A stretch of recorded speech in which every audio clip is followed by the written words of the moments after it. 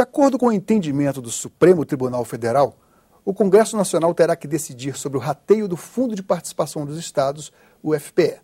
Para os ministros do Supremo, do jeito que está, o fundo não promove o equilíbrio socioeconômico entre as unidades da federação. Cidadania convidou um especialista no assunto, Alexandre Rocha, economista e consultor do Senado Federal. Seja bem-vindo, Alexandre, e eu pergunto o que suscitou essa decisão do Supremo? Por que o Supremo chegou a essa decisão? Foram alguns estados que entraram com ações diretas de inconstitucionalidade contra dispositivos da lei que disciplina o rateio do FPE. Basicamente, são os estados do Mato Grosso do Sul, Rio Grande do Sul e Goiás. E esses estados tiveram o seu pleito acatado pelo STF em fevereiro do ano de 2010. Essa lei foi regulamentada em 1989, portanto, imediatamente após a Constituição, a promulgação da Constituição de 1988. Quais eram os parâmetros, quais são os parâmetros ainda vigentes para esse cálculo do Fundo de Participação dos Estados? O que se acordou em 89 é que haveria uma relação de coeficientes fixos, tá? Com a previsão de que depois do censo de 1990 haveria então uma reformulação da lei, de tal forma que os coeficientes passassem a ser dinâmicos, que era o que valia até a edição da lei de 89. Só que essa revisão nunca aconteceu. Tá? E, por isso, então, alguns estados se sentiram prejudicados, depois de mais de 10 anos de vigência desses coeficientes fixos, e eles recorreram ao STF, exigindo, então, que o STF decretasse a nulidade daqueles dispositivos que tratavam especificamente do FPE. Bom, já existem aqui no Congresso Nacional 9 proposições, quer dizer, algumas nem são tão recentes assim. Sim. 9 proposições, 9 estudos que tratam de uma nova divisão, né? Isso. E essas propostas visam o quê, exatamente? A maioria das propostas tem um enfoque distributivo, ou redistributivo, no sentido de tentar dar mais recursos para os estados mais pobres, com uma ênfase, evidentemente, na região norte e na região nordeste. Mais recentemente, até em função do resultado dos debates em torno dos royalties, surgiu também uma perspectiva também de tentar dar ao FPE um caráter devolutivo. Nós temos já um projeto aqui no Senado e um projeto também lá na Câmara, querendo que incluir como fator de rateio do FPE a arrecadação da União nos estados. Ou seja, quanto mais a União arrecadasse num estado, mais aquele estado receberia.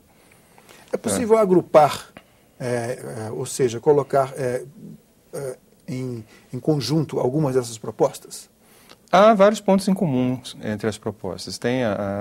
Muitas propostas têm propostas que recorrem ao IDH como critério de rateio, há propostas que recorrem à renda per capita.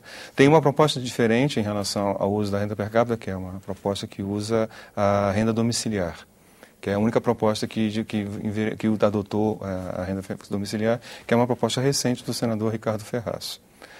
E existe a proposta que usam apenas a questão populacional. Então, há pontos em comum, há pontos de divergência. Os projetos, em geral, estão sendo pensados. Lá na Câmara, isso está acontecendo via de regra. Aqui no Senado, ainda não houve o apensamento de 2 propostas, mas as 2 primeiras já foram apensadas e estão tramitando em conjunto. Nessas propostas, quem sai beneficiado e quem sai prejudicado? Evidentemente, a cada uma delas você, dependendo do agrupamento da natureza de cada proposta, alguns estados vão arrecadar mais, outros estados receberão menos. Né? Pela lógica redistributiva, que era o que estava prevalecendo até perto do final do ano passado, os estados beneficiados eram exatamente os mais pobres, como é o que se espera da previsão da própria Constituição, que são os estados do Norte e do Nordeste.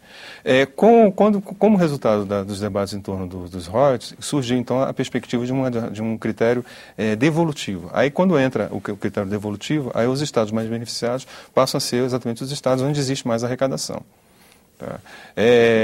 Fica em aberto até que ponto esse critério consegue se conformar ao que a Constituição prevê, que é exatamente a redução das desigualdades regionais. Mas, de qualquer forma, está dado o debate.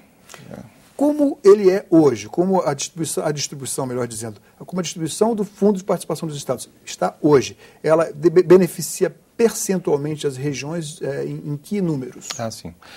O que hoje prevalece é um critério fixo, e nesse critério fixo, as regiões Norte, Nordeste e Centro-Oeste somam 85% do valor do FPE. Ou seja, Norte, Nordeste e Centro-Oeste, 85%. E 15% para Sul e Sudeste. Sul e Sudeste. Isso.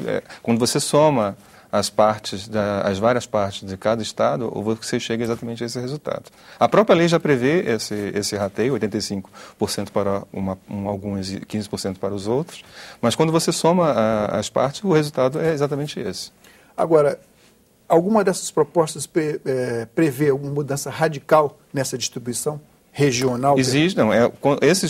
As mudanças mais radicais são exatamente por força desses projetos com uma dimensão devolutiva. Que aí você deixa de beneficiar Norte e Nordeste e passa a beneficiar Sul e Sudeste, especialmente o Sudeste.